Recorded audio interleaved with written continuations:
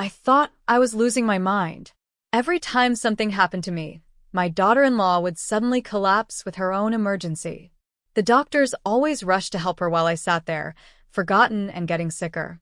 But what I discovered was so much worse than just stealing attention. Someone in my own family was slowly killing me, and they almost got away with it. Don't forget to subscribe to my channel and hear how this nightmare unfolded and how I fought back. Here's my story. The morning everything changed started like any other Tuesday. I was standing in my kitchen, reaching for my favorite blue mug to make coffee, when the world suddenly tilted sideways.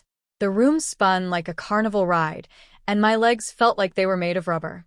I grabbed the counter, but it was too late. Down I went, right onto the cold kitchen floor. My name is Helen Rodriguez, and I'm 76 years old. I've lived in this house for 40 years, raised my children here, and never expected that someone would try to murder me in my own kitchen. But I'm getting ahead of myself. There I was, sitting on the linoleum floor, staring up at my ceiling fan, and wondering what the hell just happened. My head felt like it was floating somewhere above my body, and everything kept spinning even though I wasn't moving. David, I called out to my partner. We'd been together for 12 years since my husband passed. I need some help over here. David came running from the living room, his face going pale when he saw me on the floor. Helen, what happened? Are you hurt? Got dizzy and fell. The room won't stop moving. I tried to sound calm, but honestly, it scared me. At my age, a fall can mean broken bones or worse. David was pulling out his phone when the back door flew open. In walked my daughter-in-law, Jessica, like she had some kind of radar for family problems. I came to borrow some milk, she announced, then stopped dead when she saw me sitting on the floor. For exactly 3 seconds, she stared at me. Then she pressed both hands to her chest and started gasping. I can't breathe, she wheezed, swaying back and forth. Something's wrong. My chest hurts so bad. And down she went, right there on my kitchen floor, making these horrible choking sounds and clutching her chest like she was having a heart attack. I sat there, still dizzy, watching this performance and thinking how strange it was that she'd show up right when I was having problems. But David abandoned me completely and rushed to Jessica's side. Call 911, David shouted, kneeling next to Jessica. My son Marcus appeared from nowhere, already dialing. We need an ambulance, he said into the phone. 2 people need help. 2 people, but guess who got all the attention? It wasn't the woman who actually fell. The paramedics arrived fast and immediately swarmed around Jessica, like she was the only patient in the county. Meanwhile, I was still sitting on my kitchen floor, watching the circus and feeling more dizzy by the minute. Ma'am, we need to get you to the hospital right away, they told Jessica, loading her onto their stretcher. What about my mother? Marcus asked, pointing at me like I was an afterthought. Can she walk to the car? Can she walk to the car? Like I was some piece of furniture they needed to move out of the way. I think I can manage, I said, accepting David's help to stand up. 20 minutes later, we were at Valley Medical Center. Jessica had claimed 3 nurses, 2 doctors, and the complete attention of my entire family. There she was in examination room 2, describing her symptoms in dramatic detail while Marcus and David hung on every word. I sat in the waiting room for 3 hours. 3 hours, while my daughter-in-law got the royal treatment for what turned out to be absolutely nothing wrong with her. When a tired-looking doctor finally called my name, he apologized for the wait. Your daughter-in-law's cardiac symptoms seemed more urgent, he explained. Of course they did, I replied. He checked my blood pressure and asked about the dizzy spell. From the next room, I could hear Jessica still talking about her chest pains like she was starring in her own medical drama. But here's what really got my attention. When the doctor told Jessica that all her tests were normal and she could go home, her recovery was instant. 1 minute she was dying, the next minute she was walking out laughing about how stress must have caused her episode. Stress from what? Having to share medical attention? Your blood pressure is a bit high, the doctor told me. That could explain the dizziness. How often does this happen? More lately, I admitted. Maybe once or twice a week. Any other symptoms? Now that he asked, yes. I'd been feeling tired all the time, having waves of nausea that came and went. I'd blamed it on getting older, but sitting in that sterile room, I started wondering if there was more to it. That night, I sat in my recliner thinking about what had happened. This wasn't the first time something like this had occurred. The more I thought about it, the more I realized there was a pattern I'd been too trusting to see.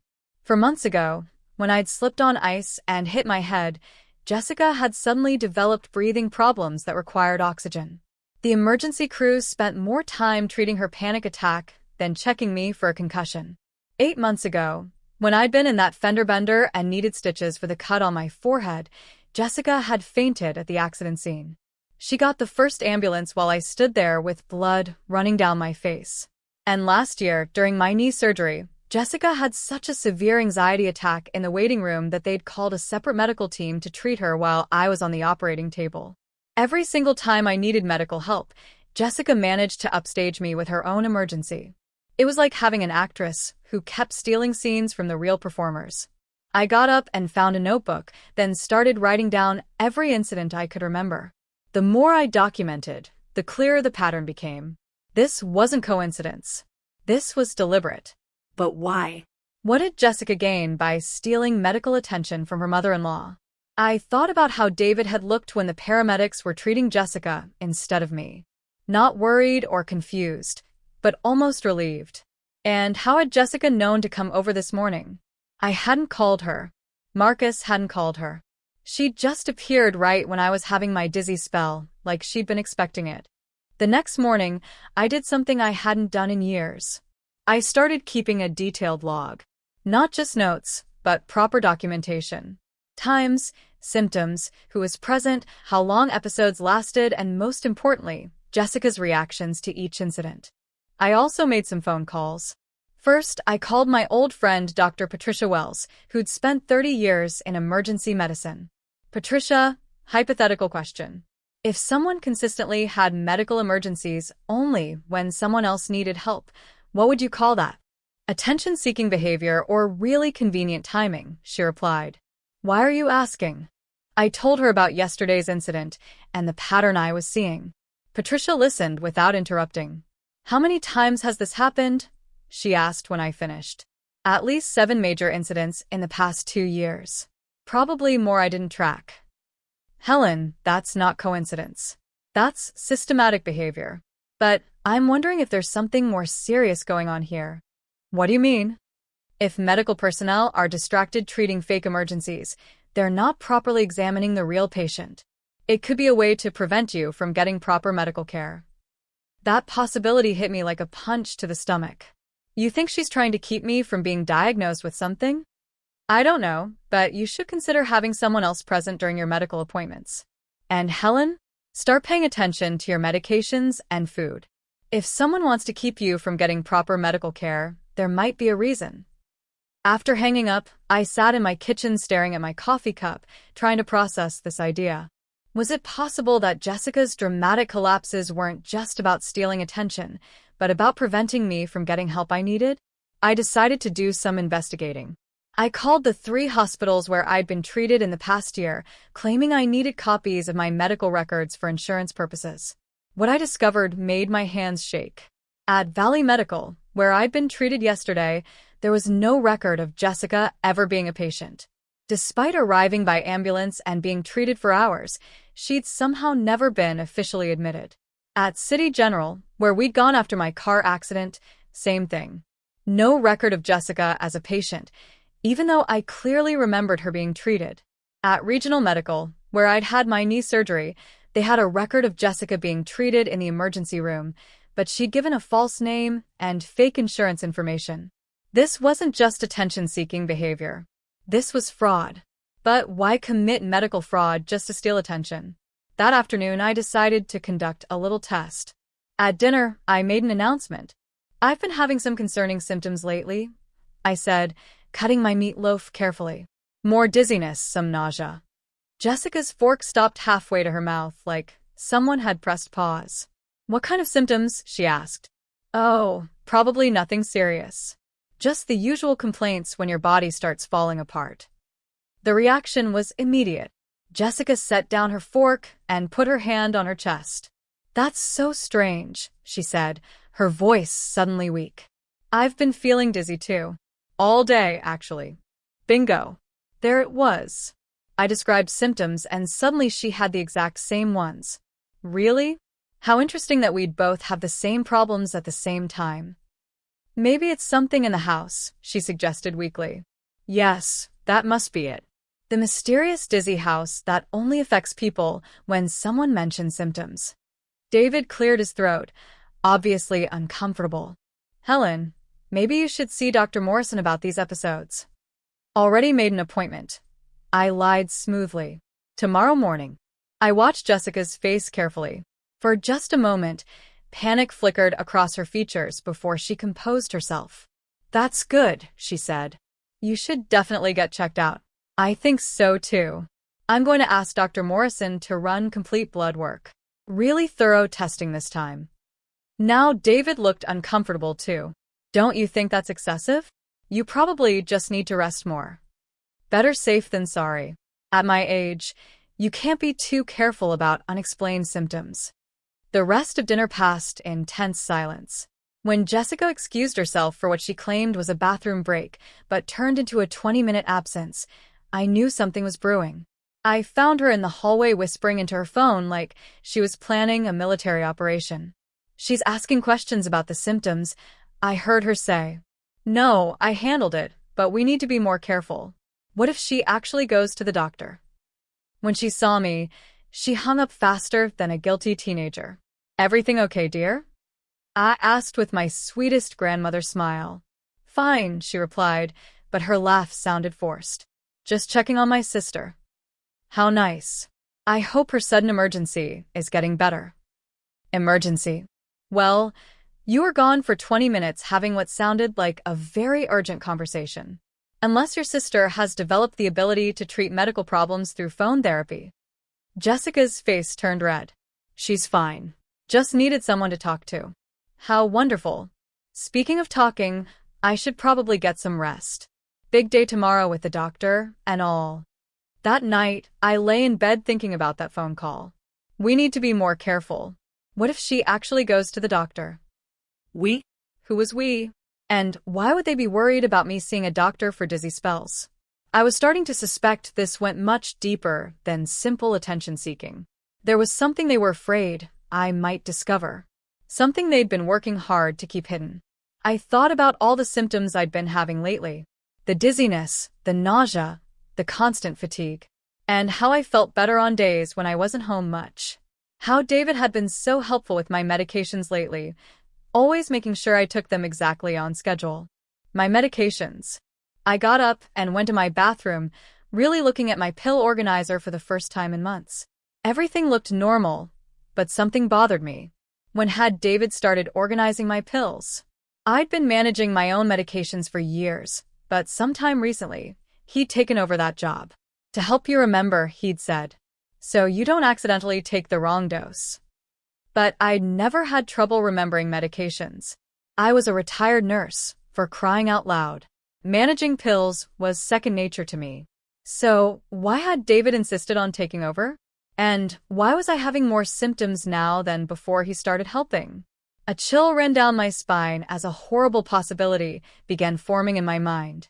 As I sat there in my dark bathroom, staring at those innocent-looking pills, I realized that tomorrow's fake doctor appointment might need to become a real one.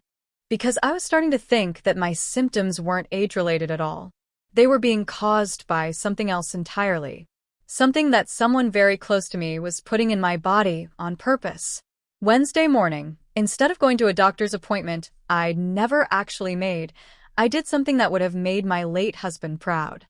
I started investigating like the stubborn woman he'd always loved. First, I called every hospital in the area, claiming to be updating my insurance information. What I discovered made my blood run cold. Jessica had been to emergency rooms 15 times in the past 2 years.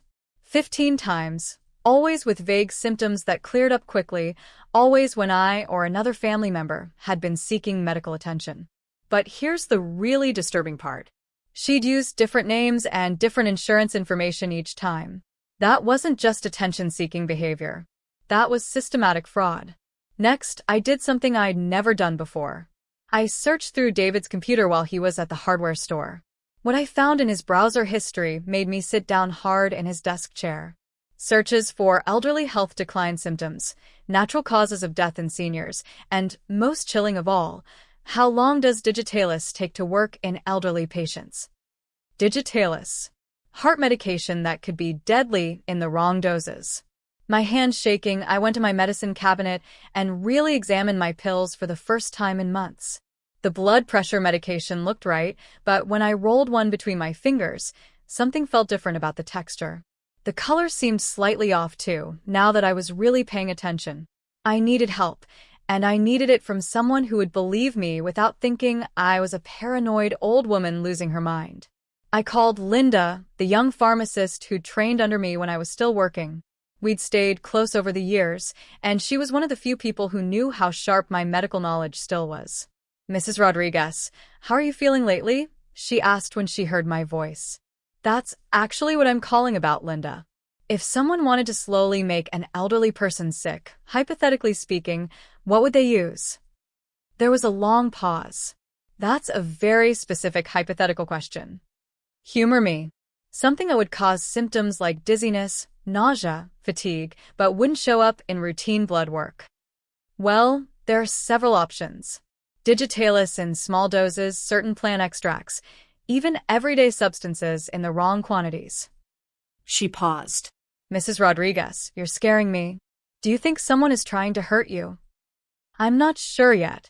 But if they were, and I brought you some pills to test, could you tell me what was really in them?" "Absolutely. But Mrs. Rodriguez, if you're serious about this, you need to be very careful. And you might want to consider calling the police." "Not yet. First, I need to know for sure what I'm dealing with." That afternoon, I carefully removed several of my blood pressure pills while David was at work. I made sure to replace them in the organizer, so he wouldn't notice any missing. Then I drove to the pharmacy, my heart pounding harder than it had during any of my dizzy spells. Linda took the pills to the back room for testing while I waited, trying to look like a normal customer instead of a woman who suspected her own family was trying to kill her. 20 minutes felt like 20 hours, but finally she emerged, her face pale as paper. "Mrs. Rodriguez, these aren't blood pressure medications." The world tilted around me, but this time it wasn't from any dizzy spell. This was the earth-shaking realization that my worst fears were true. "What are they?" I whispered. "They're digitalis compounds. High doses. Much higher than would ever be prescribed for heart conditions." I gripped the counter to steady myself. "What does that mean?" "It means someone has been poisoning you. Slowly, carefully, but poisoning you nonetheless." "How long would it take to work?" "Depends on the dosage and how long you've been taking them. Could be weeks, could be months. The symptoms would start mild, dizziness, nausea, fatigue, then gradually worsen until—" She couldn't finish the sentence. "Until I had a heart attack that looked completely natural." I finished for her. She nodded, tears in her eyes. I stood there for a moment, processing this information. Someone in my own family was trying to kill me. Someone who sat at my dinner table, who hugged me goodbye, who called me mom. And now I understood what Jessica's dramatic collapses were really about. Every time I showed symptoms of poisoning, she created a medical distraction to make sure no doctor would properly examine me or run the tests that might reveal what was really happening. She wasn't just stealing attention. She was covering up attempted murder. "Mrs. Rodriguez, we need to call the police." "Not yet," I said, my voice steadier than I felt. "First, I need to figure out exactly who's behind this and gather enough evidence to make sure they can't talk their way out of it." But even as I said it, I knew who was behind it. David had access to my medications. David had been researching digitalis.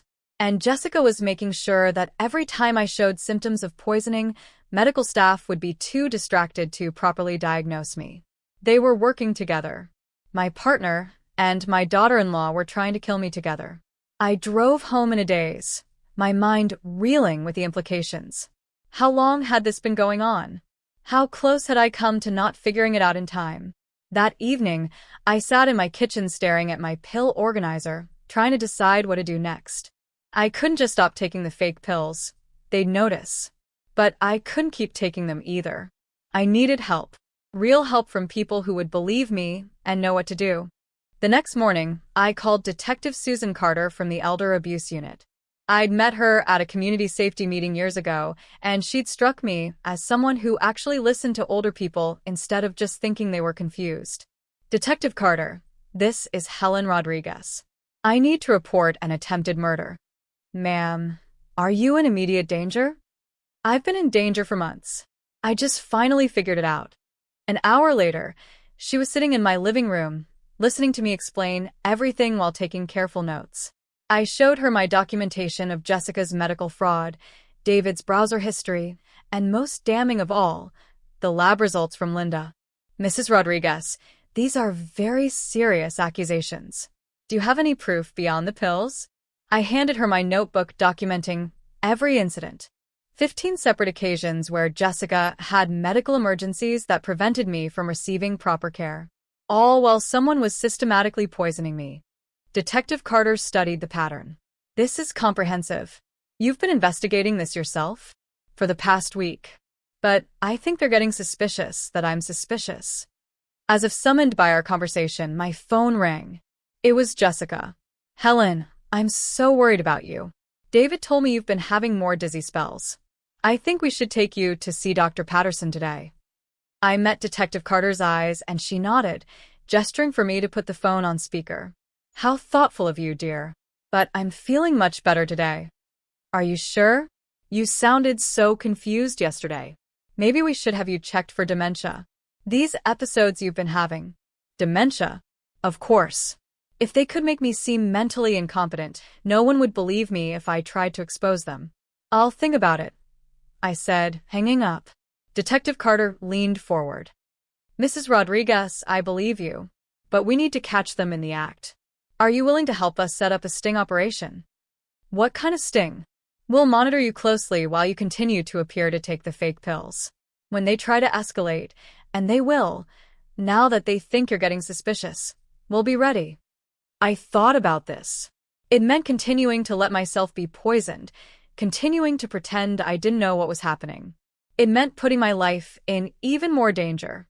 But it also meant stopping them before they could hurt anyone else. And it meant making sure they couldn't claim it was all a misunderstanding, or that I was just a confused old woman imagining things. What do I need to do? The plan was simple in theory, terrifying in practice. I would continue my normal routine while wearing a hidden monitoring device. Detective Carter's team would be watching my house, and I had a panic button that would bring them running if things went wrong. What I didn't expect was how quickly things would go wrong. Friday morning, David seemed agitated as he prepared my breakfast. Instead of the usual 1 pill beside my orange juice, he placed 3. You seem to be having more episodes lately, he said, not quite meeting my eyes. Dr. Patterson thinks you should increase your dosage. When did you talk to Dr. Patterson? Yesterday, while you were napping. I pretended to take the pills, palming them like a magician while my heart raced. 3 pills instead of 1. They were trying to finish this quickly. Actually, David, I've been thinking about what Jessica said yesterday. Maybe I should get checked for dementia. His face lit up like Christmas morning. Really? I think that's very wise. Could you call and set up an appointment? Maybe for this afternoon. Of course. I'll call right now. As soon as he left the room, I activated the panic button Detective Carter had given me. But instead of hearing sirens, I heard David on the phone in the next room. She wants to be evaluated for dementia. Yes, this afternoon if possible. The memory care unit? Perfect. Memory care unit. They weren't just trying to have me declared incompetent. They were trying to get me committed. I heard David's footsteps returning. Good news, he announced, seeming genuinely happy for the first time in weeks. Dr. Patterson can see you this afternoon. They have an opening at the memory care facility. Memory care facility? Just for evaluation, he said quickly. To make sure you're getting the right treatment for your confusion. How thoughtful. Will Jessica be coming too? She insisted. She's so concerned about you. I'll bet she was.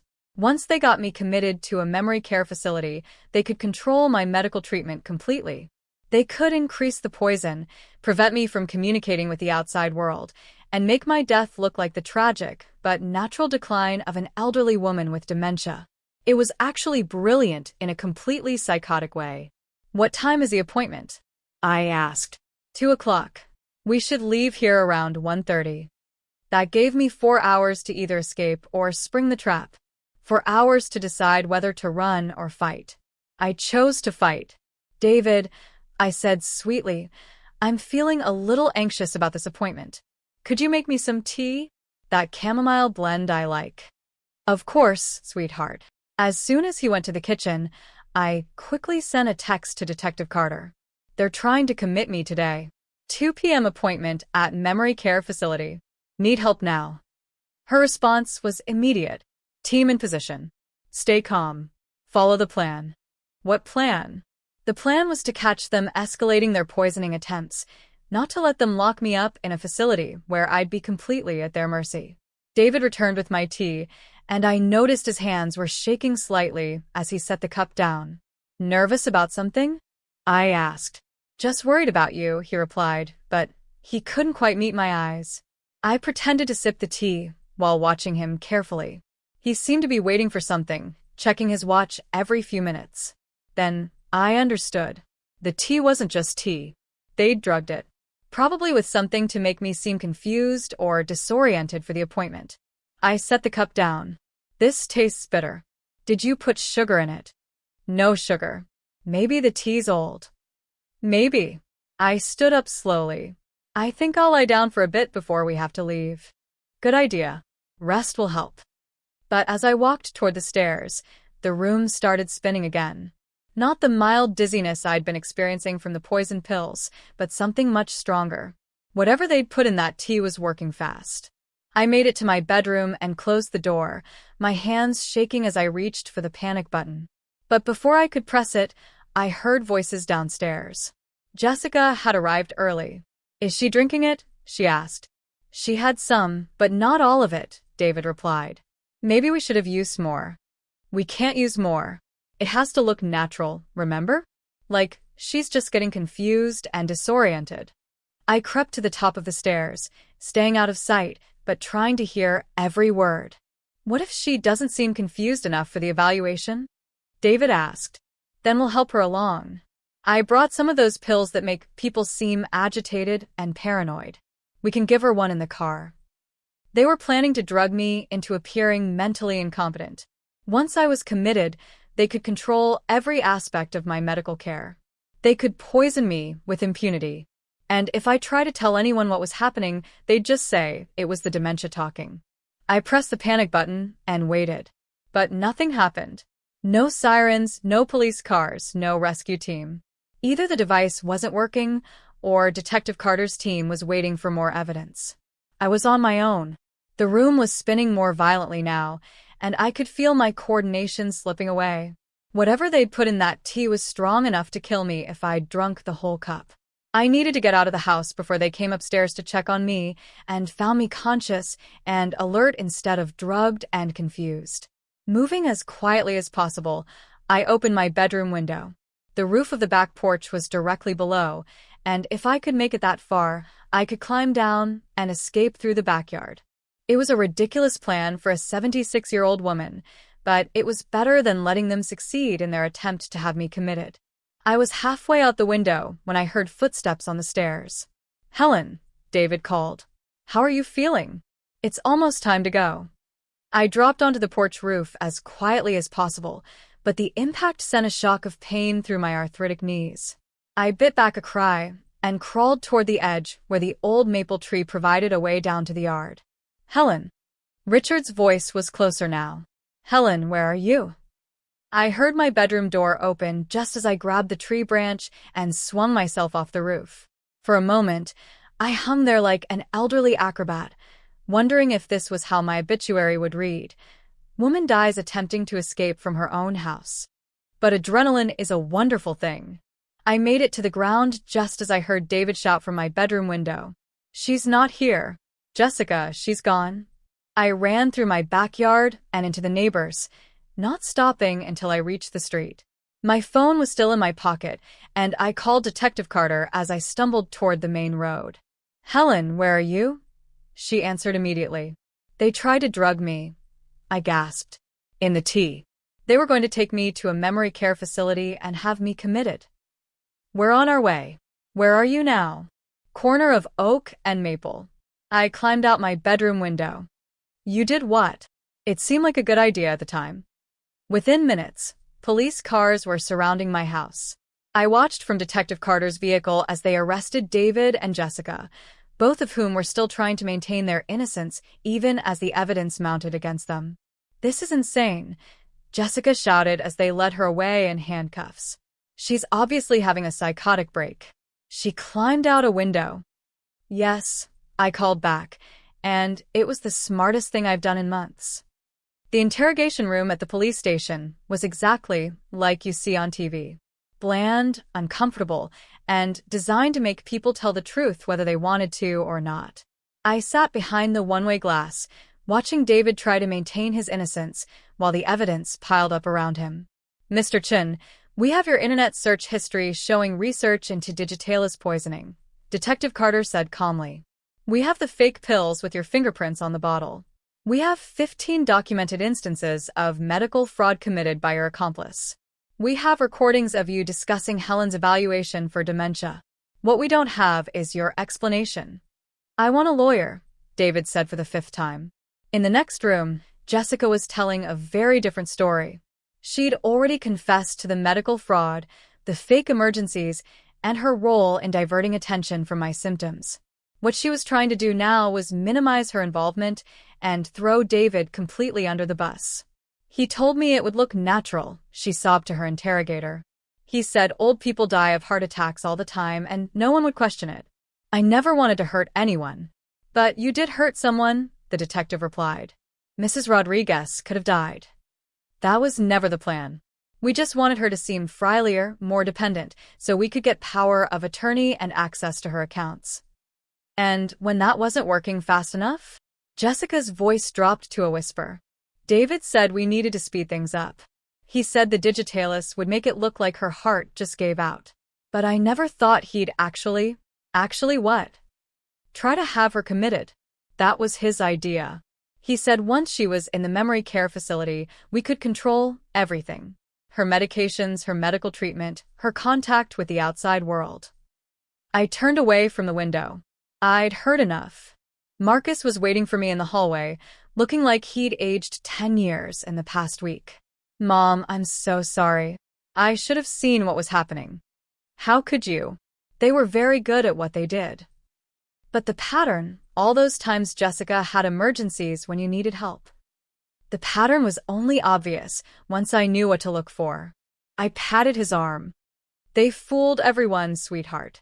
Don't blame yourself for not seeing what they worked so hard to hide." "How did you know? What made you finally realize what they were doing?"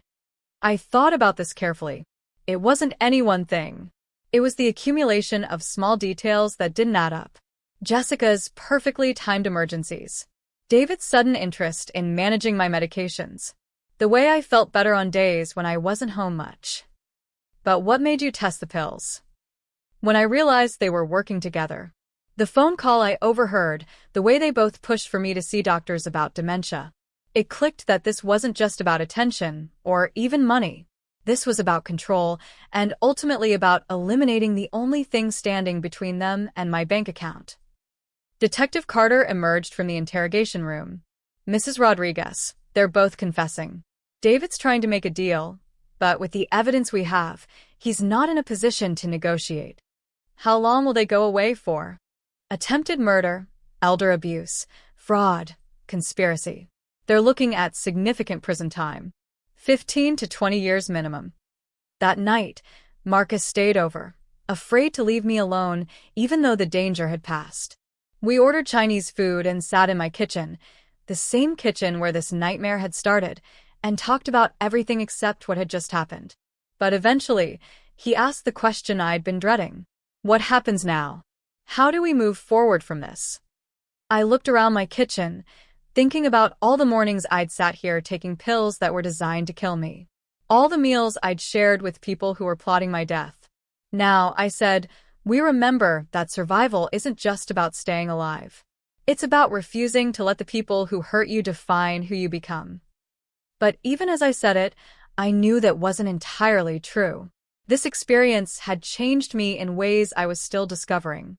I'd learned that I was stronger than I'd ever imagined, but I'd also learned that trust, once broken this completely, might never fully heal. The next few days passed in a blur of police interviews, medical examinations, and phone calls from reporters who'd somehow gotten wind of the story. The doctor who examined me confirmed that I'd been systematically poisoned for at least 6 months, possibly longer.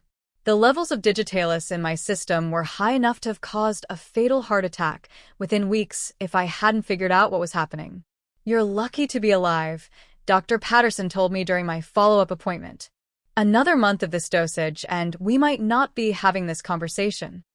"Luck had nothing to do with it," I replied. I paid attention when things didn't add up. Word spread quickly through our small community. Neighbors I barely knew stopped by with casseroles and concerned looks. Old friends called to check on me. My story had become the kind of cautionary tale that people shared in hushed tones over coffee. But there was something else happening too. Other elderly people in the community started reaching out, sharing their own stories of family members who seemed overly interested in their medications, their finances, their medical care. Stories that made me realize David and Jessica weren't unique. Mrs. Patterson from down the street called to tell me about her grandson who'd been pressuring her to sign over power of attorney. Mr. Williams from the corner house mentioned that his daughter-in-law always seemed to have emergencies whenever he had doctor appointments. I started to understand that what had happened to me was part of a much larger problem. Elder abuse was more common than I'd ever imagined, and it was happening right under everyone's noses. 2 weeks after the arrest, I got a call that changed everything. "Mrs. Rodriguez? This is Detective Maria Santos from the Portland Police Department. I understand you recently exposed an elder abuse case in your area." "That's right. We have a situation here that sounds very similar to what you experienced. An elderly woman whose family members seem to be interfering with her medical care. She mentioned your story and asked if we could speak with you. What kind of help does she need? She's been having symptoms that sound like yours, but every time she tries to see a doctor, her son-in-law creates some kind of distraction. We think he might be poisoning her too." I felt that familiar surge of anger, but this time it was mixed with something else. Purpose. What can I do to help? Would you be willing to talk to her? Share your experience? Help us build a case? Absolutely. That phone call led to another, and then another. Within a month, I was consulting on elder abuse cases across 3 states. Law enforcement agencies were calling me for advice on how to recognize the patterns, how to gather evidence, how to protect vulnerable elderly people from their own families. I discovered that my experience, as horrific as it had been, had given me knowledge that could help save other lives. And slowly, I began to understand that maybe there was a reason I'd survived. Maybe I was meant to use what I'd learned to protect other people from going through what I'd endured. Detective Carter approached me about speaking at law enforcement conferences. Dr. Patterson asked me to help train medical staff on recognizing signs of elder abuse. Local senior centers invited me to give presentations on protecting yourself from financial and medical exploitation. Each time I told my story, I saw the recognition in people's eyes. The understanding that they'd missed warning signs in their own families, their own communities. The determination to be more vigilant, more protective of the elderly people in their lives. But it wasn't just about helping others. Telling my story was helping me heal too. Each time I spoke about what David and Jessica had done, I felt a little less like a victim and a little more like a survivor who'd turned her experience into something meaningful. The preliminary hearing was scheduled for 6 weeks after the arrest. Both David and Jessica had been denied bail. They were considered flight risks and a continued danger to the community. I would have to testify about what they'd done, relive the whole experience in front of a courtroom full of strangers. I was nervous about it, but I was also ready. I had my notebooks, my documentation, my evidence.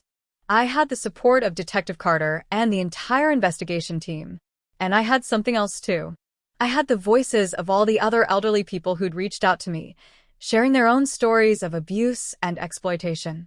People who'd been dismissed, ignored, or not believed when they tried to report what was happening to them. I was going to speak for all of them. The trial lasted 3 weeks, and every day brought new revelations about the scope of David and Jessica's conspiracy. They'd been planning my murder for over a year, carefully researching methods that would be undetectable and appear natural. The prosecution painted a picture of two people so consumed by greed that they'd been willing to slowly torture an elderly woman to death for access to her retirement savings and life insurance policy. The defense tried to claim it was all a misunderstanding, that they'd been trying to help me manage my declining health. That argument fell apart when they played the recorded phone conversations. "She's getting too suspicious." Jessica's voice filled the courtroom. "We need to speed up the timeline. How much more can we give her without it being obvious?" David replied, "Enough to finish the job. And if that doesn't work, we can always use the backup plan. The memory care facility? Once she's committed, we can do whatever we want. Who's going to believe a crazy old woman with dementia?"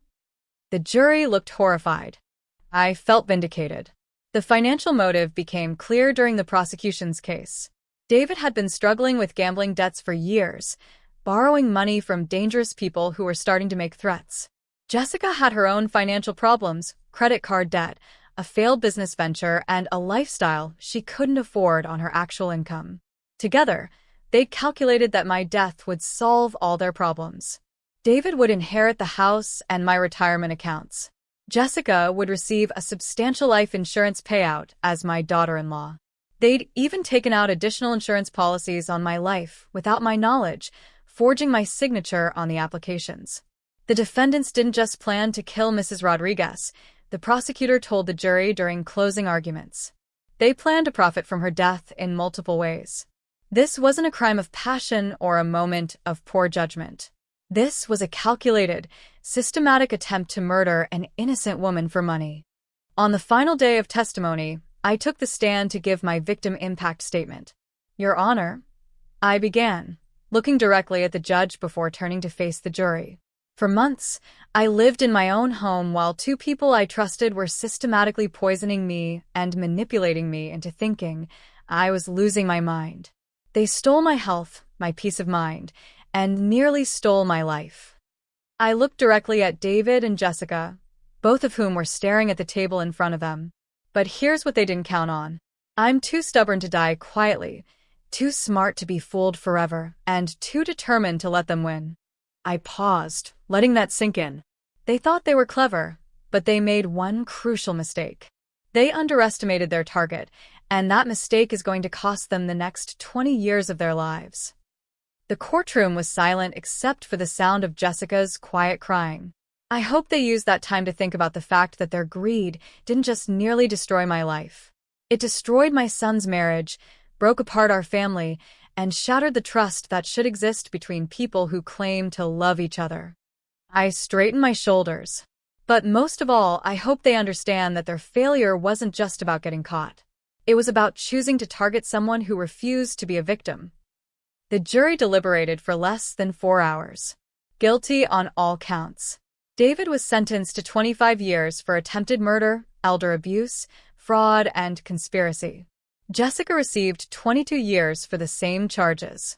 Both sentences were to be served without possibility of parole for at least 18 years.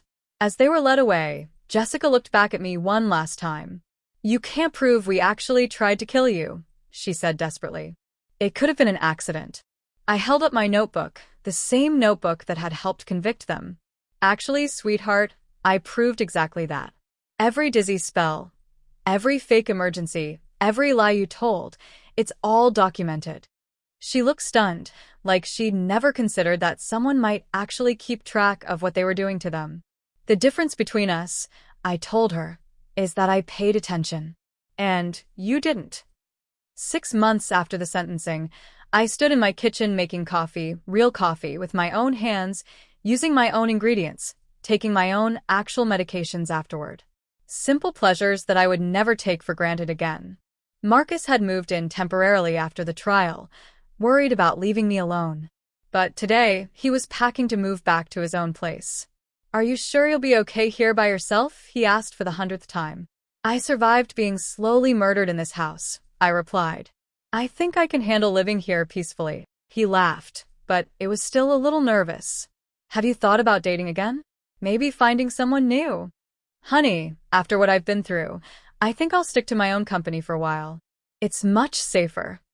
Sarah, the nurse Marcus had been dating during the whole ordeal, had become a close friend.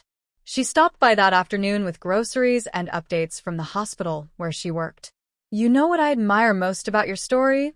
She said as we prepared dinner together. You never gave up on yourself. Even when they were making you doubt your own mind, you trusted your instincts. The alternative was dying, I replied. And I wasn't ready for that. Are you ready to start really living again? I thought about this question while we cooked. For months, I'd been focused on survival, on catching the people who were trying to kill me, on seeing justice done. But now that it was over, what came next? I think I'm ready to help other people avoid what happened to me, I said finally. That's how the Helen Rodriguez Foundation for Elder Protection was born. Using the settlement money from David's insurance policy and the proceeds from selling my story to a documentary filmmaker, I established a nonprofit dedicated to training healthcare workers, law enforcement, and families to recognize the signs of elder abuse.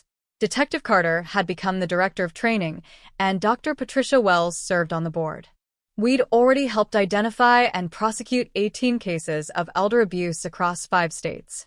You know what the best part is? Detective Carter said during our quarterly board meeting. Every case we solve, every family we help, it's like getting revenge on David and Jessica all over again. I smiled. The best revenge isn't getting even. It's making sure no one else has to go through what you went through.